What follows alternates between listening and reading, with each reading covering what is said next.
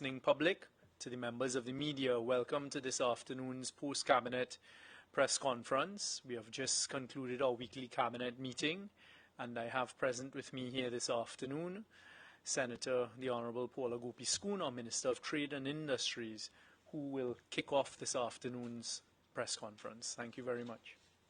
Thank you very much, and good. Perfect. Thank you very much, and good afternoon to the listening and viewing audience, and also to the members of the media here today. I'm so very pleased to announce that Cabinet has just approved what is the implementation of an apprenticeship program for the non-energy manufacturing sector. This program is to be implemented by the Ministry of Trade and Industry in conjunction with the Ministry of Ministry of Education, in particular the MIC, Institute of Technology. Other partners that will be involved in the program are the National Training Agency and also the Trinidad and Tobago Manufacturers Association. We would all agree that the non-energy manufacturing sector in Trinidad and Tobago remains an important and dynamic sector in the economy, and it is a catalyst for achieving economic transformation and diversification, and more importantly, to reducing the country's food import bill, for creating exports, and also earning foreign exchange, also for the provision of sustainable employment. It is the third largest contributor to the country's gross domestic product after services and also after the oil and gas sectors, but contributing 20% to the country's GDP, $30 billion in 2020, and employing close to 52,000 persons. But in order to grow and develop the non-energy manufacturing sector, there is a requirement, among other things, to build human resource capacity within the sector. And this need was identified in the strategic framework for the extension of the manufacturing sector, but is also highlighted in the recommendations made and outlined in the Phase 2 roadmap for recovery for Trinidad and Tobago, transform into a new economy and a new society. Trinidad and Tobago has had a long history of apprenticeship training, and so we've produced skilled craftsmen and technicians that really have played a pivotal role in our nation's industrial growth, development, and sustainability. And the benefits of the previous apprenticeship programs have really been evident in their contribution to the energy sector, also the sugar industry a long time ago, but certainly more particularly, I think, the petroleum sector. But coming out of the roadmap, sometime in 2020, the National Training Agency of Trinidad and Tobago would have established what is a Manufacturing Sector Advisory Committee, based on the recommendations outlined again in the roadmap of Trinidad and Tobago.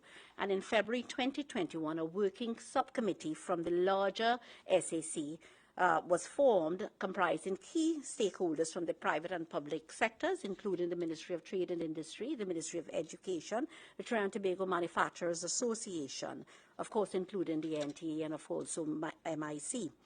And that subcommittee reviewed most of the technical and vocational education training programs currently available in the country, and recognized that the National Skills Development Program, also known as the Journeyman Program, currently offered by MIC, was closely aligned with some of the requirements of the apprenticeship program for the non-energy manufacturing sector. And MIC was further required to develop what is a hybrid NSDP journeyman program to promote this particular apprenticeship program.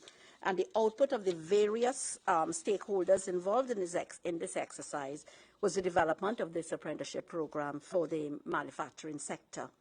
The whole question of accreditation arose, and I will speak to that. The NSDP program, as you know, is a Level 3 Caribbean Vocational Qualification program, which is accredited by both the Accreditation Council of Trinidad and Tobago and also by the German Chamber of Crafts and Trades in Germany, and it conforms to the German dual model of apprenticeship training.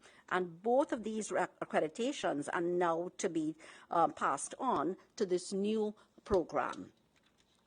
The development of the program was also informed by the results of two surveys, two labour market surveys. The first one in 2019 being the labour market demand survey. And the objectives in that survey were to determine the demand and supply of labour, skilled and unskilled, within specified manufacturing subsectors. We drilled down into the various subsectors in both Trinidad and Tobago. And secondly, to provide the numbers and the nature of the vacancies that are existing in each subsector, also to determine the scope of training provided in the various subsectors, and also to identify the immediate and specific skill set that are required by each subsector. The survey also revealed that existing training programs were only capable of filling vacancies of 50% of the human resource development needs of companies within the manufacturing sector, and companies in the sector also indicated training programs were inadequate in terms of the scope of the curriculum, the content, and the practical exposure. The labour market skills gap and foresighting survey was done in 2021, more recently. And based on the findings of the survey, a series of skills gaps were discovered in the areas of electrical engineers, machine operators, maintenance technicians, line assemblers, line operators, production managers, production line workers, welders and fabricators, electrical and mechanical technicians, electronics and lighting technicians, processors, production workers, manufacturing workers, and warehousing workers, and so on. So this primarily informed the program which we are now speaking of. So the apprenticeship program will be delivered practically with a 1:3 ratio of theory to practical, and employ a process-based mode, that is, that the learning content will be transferred practically through project work. The program will be administered in two phases, spanning a 3-year period. Phase 1, where students will be trained across 4 operational areas, including mechanical engineering technology, electronics technology, industrial maintenance technology, and mechatronics. That was a new one for me.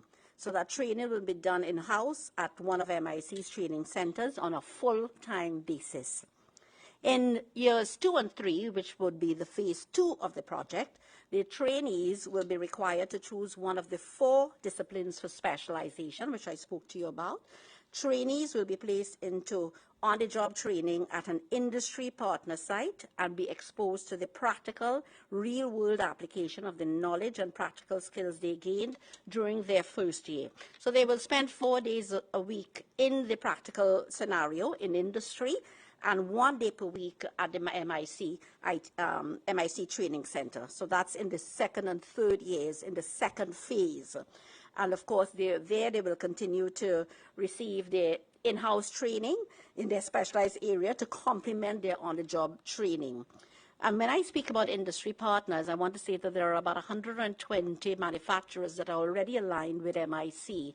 But when one looks at the TTMA's membership, there are more than 500 members in the TTMA, and there are many other manufacturers that are not part of the TTMA. So I'm looking at the scope, and we're looking at the scope of the facility and its relevance. And as I speak of relevance, one would ask the question, what is the relevance to the 4th Industrial Revolution, or Industry 4.0 as we know it? And this program will help to prepare the domestic manufacturing sector and Trinidad and Tobago in transitioning to the 4th Industrial Revolution, especially as we navigate from the COVID-19 pandemic to recovery and resilience.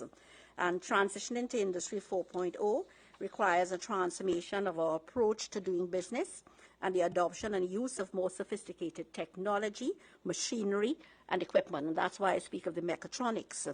And of course, the building of capacity in human resources to enhance their capabilities and their competencies, therefore improving Trinidad and Tobago's productivity and our overall competitiveness as a country. And this program, therefore, is geared towards facilitating this kind of transformation by producing skilled labor that can perform at higher and at more technical levels within the sector via robust and intensive training predicated on both theory and practice. The entry requirements: to matriculate into the program, applicants will, of course, be required to have a foundational knowledge of math mathematics, to be fluent in English, and have some understanding of scientific principles. So let me go. These are the entry requirements that are necessary. In the first case, either a National Craftsman Certificate or equivalent, which is a pre-technician certificate in the relevant area of technical specialization, and these are already offered by MIC, by NESC, and also the UTT. Or at least 3 CSEC or GCE passes or equivalent, ABC or 1, 2, 3 grades, including English, math, technical drawing, mechanical engineering technology, building construction technology, electrical electronics technology, or any of the sciences. And of course, the applicants, this is a youth program, applicants are expected to be within the ages of 17 and 25. Right? So this program is a great investment in the young people of Trinidad and Tobago. Let me just go quickly to the cost of the program. We've capped the cost for the 5-year period at $32 million, with an intake, the first cohort of 100 trainees. In the second year, another 100 trainees. In the third year, another 100 trainees, finishing off the 3-year program for each cohort between the 3rd, 4th, and 5th years. So by the end of year 5, we would have trained 300 young persons in this particular field. So the cost, we've capped at $32 million, with the sum of $6 million expendable in the first year, understanding that some of the costs are not attributed per student, per trainee. And the cost will cover things like tuition, your stipend allowance, marketing and promotion, all the PPE gear that will be necessary for these trainees, all the materials and supplies, medical insurance, student support services.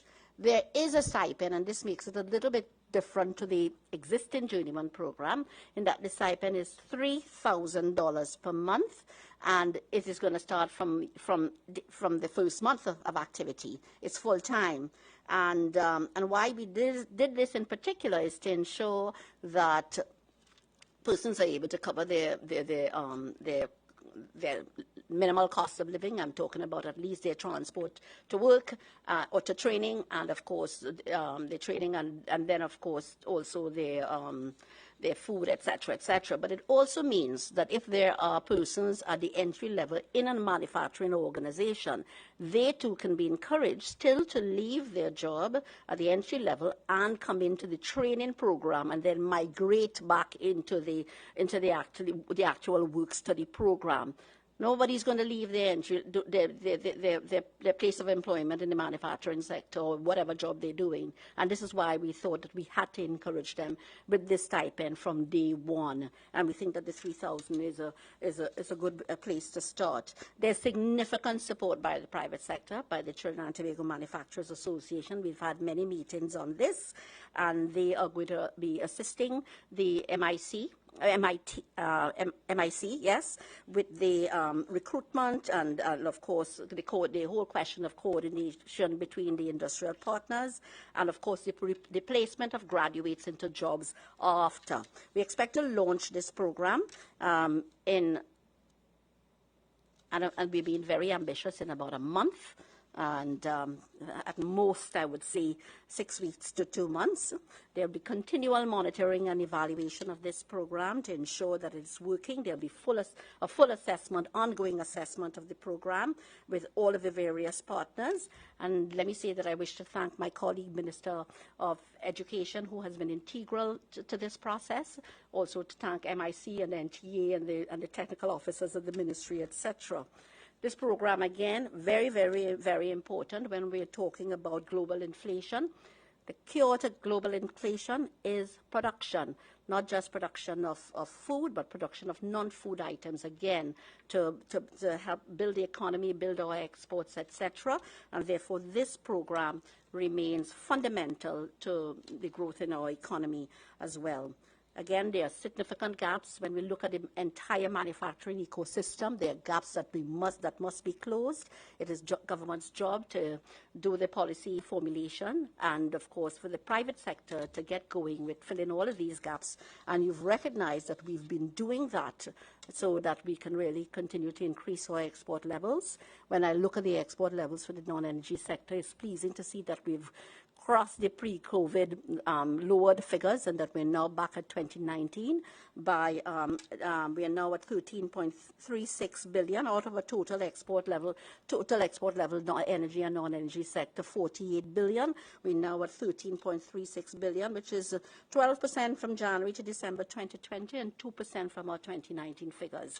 So we're continuing with all of those activities, and at this time, as I said, working on filling the gaps, ensuring that we have all of the necessary access to finance, capacity building, access to incentives, market access solutions, creation of spaces, of economic spaces for these manufacturers, new manufacturers to enter, to ensure, again, we close the gaps to all of the manufacturing ecosystem. If I just have a minute to just add that we're very pleased. I'll give you a little progress on the Phoenix Park Industrial Estate, which is nearing completion. We're hoping that we can complete by the end of May, but I see it perhaps stretching another month on account of the work stoppages during COVID, and also on account of the rains which we've had in March, and I don't think anyone had foreseen. But things are progressing with this $680 million RMB project, and with 78 spaces for manufacturing entities.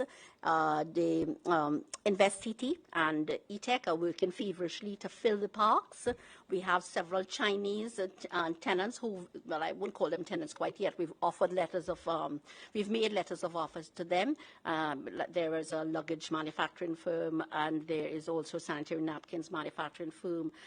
Talking about Chinese firms, a regional distribution center, and there's some other local firms that have also been given letters of offer. So we're quite pleased with the progress that is being made with this park, and together with the incentives from this special economic zones policy, once in place, I think we're well on our way to attracting some new business into the manufacturing sector. Thank you.